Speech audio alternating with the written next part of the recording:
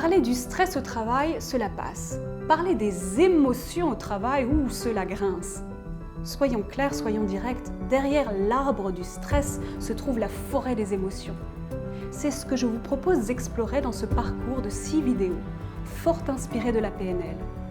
Comment nos émotions vont et viennent, enflent et décroissent en écho à notre regard sur le monde. À quel niveau intervenir pour retrouver un état émotionnel positif? Voici quelques extraits du parcours.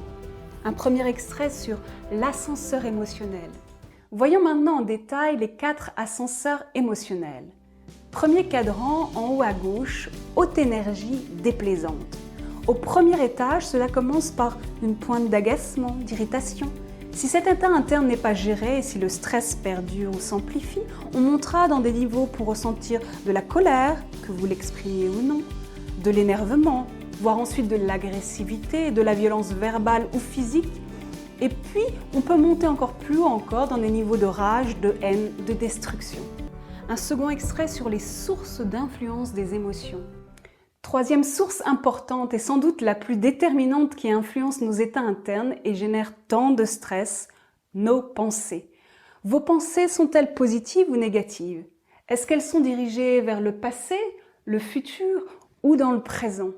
Les personnes en colère ont souvent leurs pensées tournées vers un passé qu'elles ressassent et qu'elles ne peuvent changer. Les personnes inquiètes sont souvent focalisées sur le futur dont elles s'inquiètent et qu'elles ne peuvent pas maîtriser. Un troisième extrait sur le cycle énergétique des émotions.